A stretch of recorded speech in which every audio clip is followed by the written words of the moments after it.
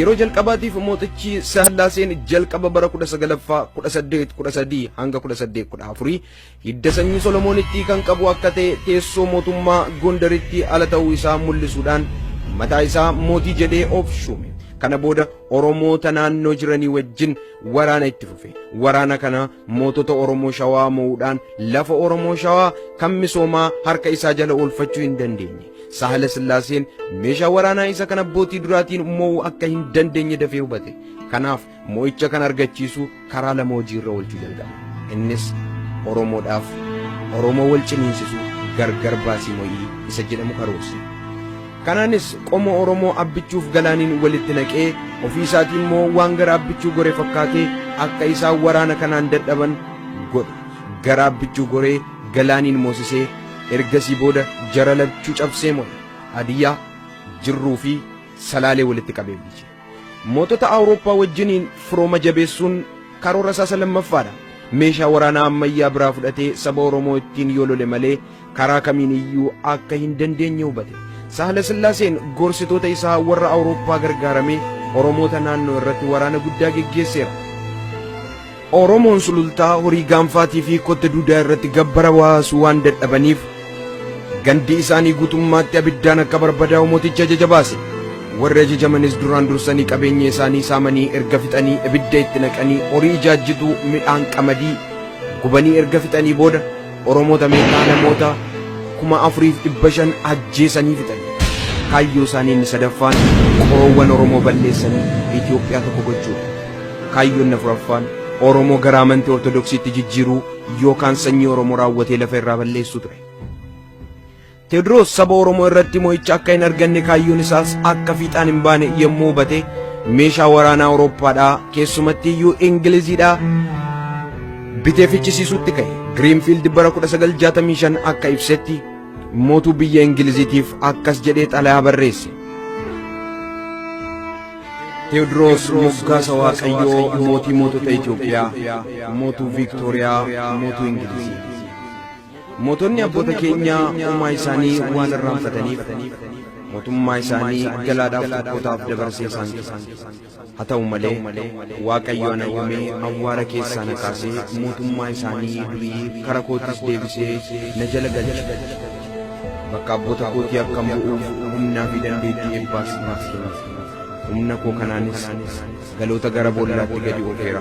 Turqootas immoo qabiyyee akaaklee kootii gadi dhiisanii akka ba'an of eeggachiiseera. Isaan garuu didaniiru anis qabsoo isaanii jedhee xalayaa mootii Ingiliziitiif barreesseen meeshaa waraanaa kumaan kan lakkaa'amu qawwee rasaasaa fi shugguxii erga kennaniifi booda qabiyyee lafa Oromoo gaara Maqdalaa holqa isaa irratti lola ta'een Walloo, Tulamaa fi Abbichuu kan ta'anii wajjin waraana ta'e irratti gara jabinaan Oromoo kumaan lakkaa'amu fixanii. Jibba galaa irraa qabaniin kan ka'e Oromoota baay'ee harkaa fi miilla irraa ciranii hayyallaa Maqdalaatti akka gataman godhaniiru. Warri booji'aman immoo harki isaanii itti ciccitee morma isaaniitti erga fannifamee booda hiriiraan fuula mootii dura akka darban dirqisiifamaniiru. Kanarraan kan ka'e saba Oromoo yeroo kamirra iyyuu bilisummaa isaatiif akka lolan isaan kakaaseera. Humni waraana Oromoo humna haaraadhaan irratti ka'ee duula Tewoodiroos biyyoo nyaachise. Duulli Oromoo dunkaana Tewoodiroos bira yommuu ga'an reeffi walirra tuulamee argan. Isaan keessaa reeffi inni tokko Tewoodiroosiin ture. Bara 1878 ji'a caamsaa fi waxabajjii bakka Booruu Meedaa jedhamutti Yohannisii fi Minilik walii galanii Walloo bakka lamatti qooddatani. Walga'ii kanarratti mootonni Habashaa akkasumas abboonni amantii argaman. Minilik mana hidhaa Tewoodiroos keessaa ba'ee gara Shawaatti erga deebi'ee booda isa duraan abboonni isaanii abjootaa turan bakkaan ga'uuf Oromiyaa kibbaa qabachuudhaaf qophii jalqabe. Kanatti fufee Minilik mootittii Viiktooriyaa wajjin xalayaa walii barreessaa kan turan keessaa hawwii Minilik isa cimaa mul'isuu yaala. Jaalala Waaqayyoo ta'ee umurii fi humna yoo naa kenne kaartumii hanganiyaas daangaa Itoophiyaa durii Oromiyaadhaan walitti qabee deebisuudhaaf dhamaan Itoophiyaan waggoota 1,400 darbanii namoota amantii hin qabneen marfamtee kan ta'e. itti dabalees sagalee qorratti yommuu dubbatu humnoonni jajjaboon biyya fagoo Afrikaa gidduu isaaniitti hirmaachuudhaaf yommuu qophaa'an animmoo taajjabduu ta'ee bira ijaajjee ilaaluu hin barbaadu jedhe. Atsee Minilik itti fufee maqaa kanaan of waamaa ture. Mootuu Zawudituunis akkasitti of moggaasanii ittiin of waamaa erga turanii booda maqichi maqaa dhaalaa ta'e. Tafarii Mokonnin Haayila Sillaaseen bara 1923 teessoo mootummaa yommuu ol ba'e maqaa isaa Girmaawii Qadaamaawii Haayila Sillaasee Siyyuma Egziyaabiyeer Nugusa Negast Za'Itoophiyaa jedhanii of moggaasaa turan. Garuu dargiin gaafa mootummaa Zawudituu kuffisu akkas jedhe. Maqaan kun akka sabbataa maramee waan dheerateef har'a jalqabee citeeraa jedhe. Akka lammaffaa hin deebineettis kute.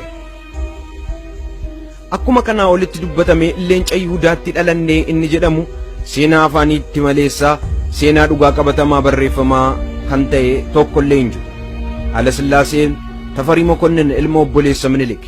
Abbaan isaa Raas Mokonnin immoo dhaqilaa gajii biyya Harar kan ture nafxanyaa isa jalqabaati. Harmeen isaa Oromoo Harar intala Abbaa Doobbaa jedhamti. Siidaan isaa magaalaa guddittii Harar keessa jira. Kan Minilik immoo Finfinnee Araadaa Goorgis jira. Utuu biyya qabanii siidaa isaanii biyya abbaa qabu keessa dhaabuun isaanii seeraan ala. Yoosef ilmi Yaaqoob biyya Gibxii mootii ta'ee ture. Garuu gaafa du'ee lafee koo biyya ormaattiin dhiisinaa biyya abbaa kootti geessaa jennaan sanyiin isaa lafee isaa baasanii fuudhanii biyya dhuunfaa isaaniitti galchan. Kanaaf Raas Mokonninis Atsee Minilikis lafeen isaanii biyya abbaa isaanii biyya Amaaraatti galee awwaalamuu qaba malee biyya galaa jedhanii akkas tuffatan keessatti awwaalamanii hafuun yeelloo guddaa isaanitti ta'a. Minilik mootittii Ingilizii Viktooriyaadhaaf xalayaa barreessan irratti hawwiin isaa daangaa Itoophiyaa Sudaaniif hamma Viktooriyaatti waliigala biyya Oromoo qabachuuf karoorfatee ture. Haayila Sillaaseenis galaana diimaadhaa hanga garba Hindiitti kutaa biyya keenya isa nama eeguu hin qabne jechuudhaan isaan kun Itoophiyaadhaa jedhani. Kunis kan inni mul'isu mootiin Habashaa Haayila Sillaaseen ilma isaanii Asaffaa Wasan daangaa bal'isii jedhanii moggaafachuun isaanii utuu biyya qabanii biyya Oromoo hawwuudha. Oromoon yommuu mammaaku akkas jedha. Namni utuu qabuu kajeelu ayyaana saree dhalatee jedha. Burqaan seenaa kanaa macaafa luba Fiixee Birrii seenaa fi